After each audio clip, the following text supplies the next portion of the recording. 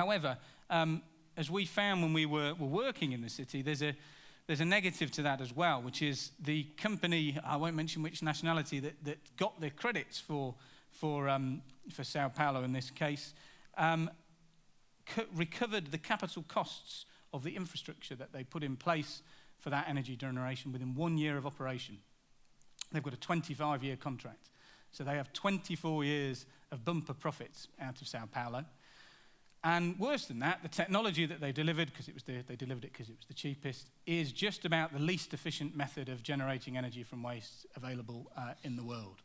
Again, slightly complicated graph, but essentially what this is showing in terms of the carbon content of different methods of treating waste, landfill has a massive negative CO2 impact, as do most forms of incineration.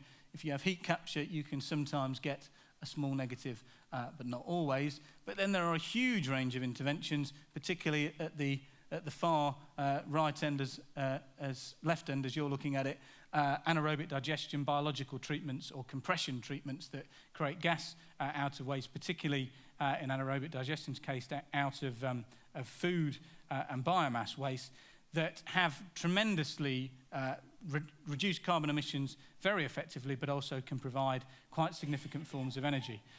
The much quoted town of Freiburg in Germany is now generating about 25% of its electricity demand through anaerobic digestion, albeit through bringing in waste from surrounding cities. General calculations, I would suggest, mean that a city can get about 5 or 10% in a developed world of its electricity through this form of energy generation. But very important to get the technology right. Once you're locked into a landfill, that can be 25 years of waste. But also, I think the model that's been very successful since the 70s in Sweden and Denmark of heat capture from incineration worked in that period, but is now out of date technology. And cities looking for new waste generation technologies should look elsewhere.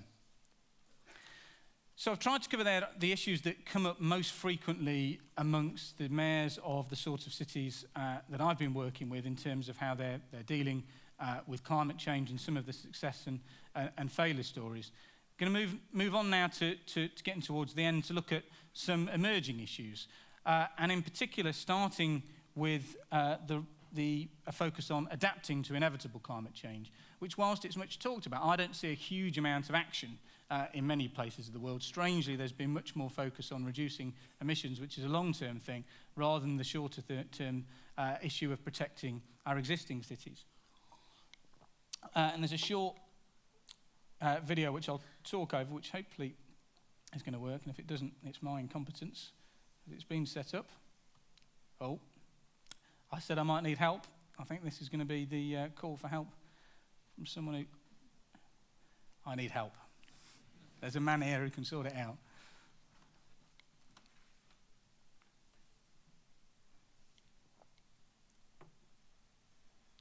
So easy.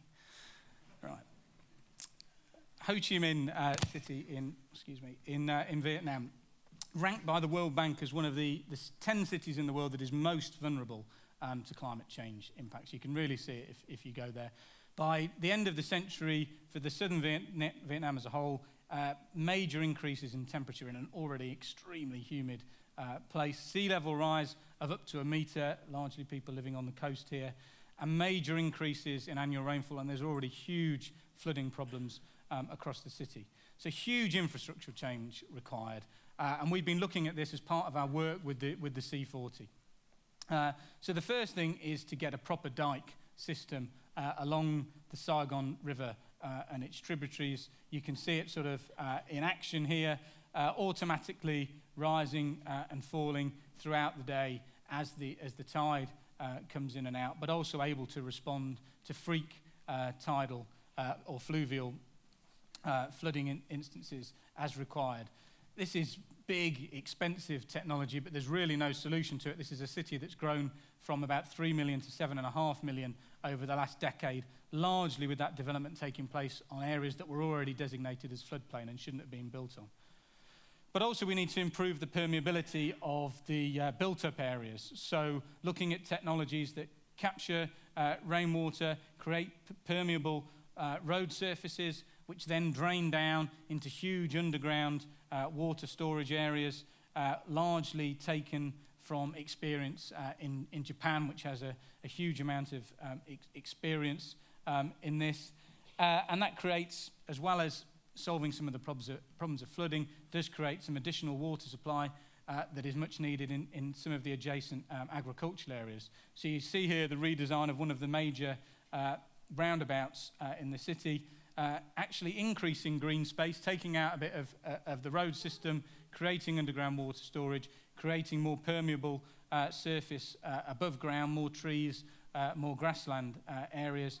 Actually, one of the other things I don't think is in this video, but we did look at, was creating, to deal with some of the traffic problems, huge tunnels under the ground which would take traffic when it was possible to do so, but would also be emergency flood runoff systems. But the real issue in Ho Chi Minh is just where building has taken place, and a huge amount of the development is along the riverbank, and really there's no way around the fact that those developments need to be moved, and obviously that's a huge social issue. Return the natural floodplain, including some of the mangrove swamps that used to be there, move development backwards, increase density. It's very low density, low rise at the moment, but creating places that have much more open space, much more green space to make a more pleasurable city, as well as one that is better able to cope with what are extremely severe impacts.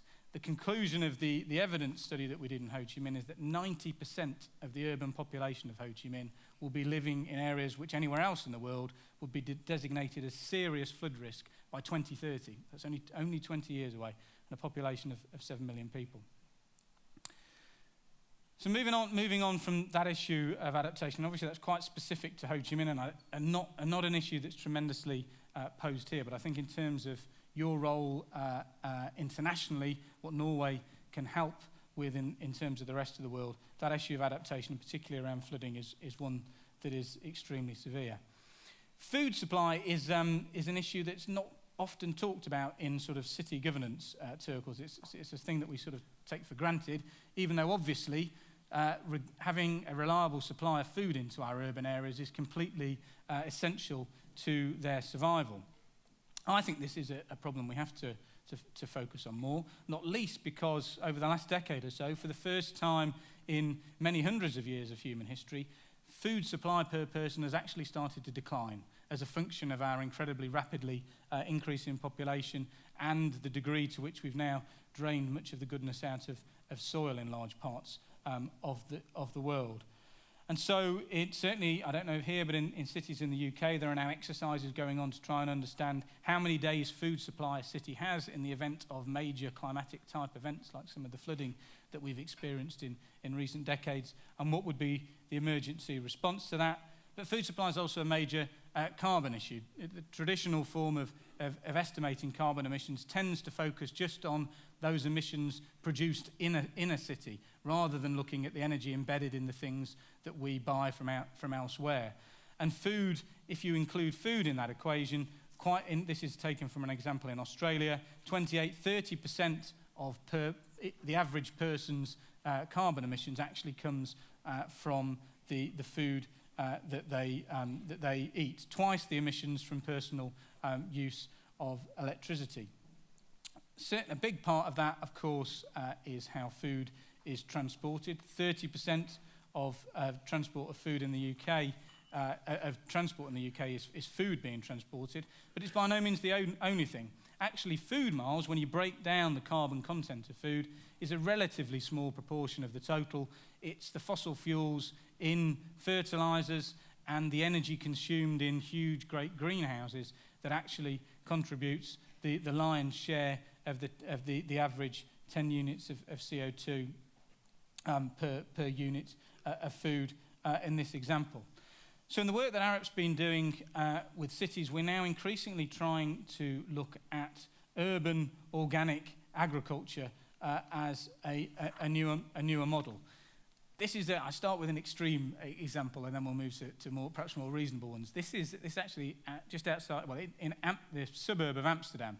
We have a role in Amsterdam as a strategic advisor to the city on master planning issues.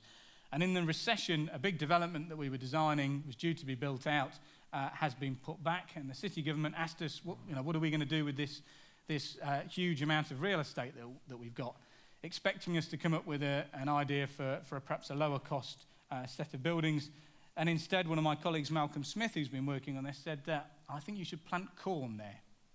And so we've turned a very expensive piece of real estate near the centre of Amsterdam into a cornfield, which obviously doesn't make huge commercial sense, but on the basis that nothing was going to get built there, it's got great educative value. And in the winter, when the corn has been harvested, it will be turned into a circus fair with exhibitions about sustainable living. That's an extreme example, which is not one I really sort of advocate. Elsewhere, however, particularly actually in the States and in Canada, in Toronto, Vancouver, San Francisco, we're getting asked a lot by our property-owning clients now to design into their buildings roof gardens that actually have real agricultural value as well as aesthetic value and thermal value. But also, I was unfortunately not allowed to use the slide because the client hasn't given us permission yet. But we have a project with NASA and with the Los Angeles Water Board to design a major new commercial tower building in Los Angeles, which will be a fully functioning office space.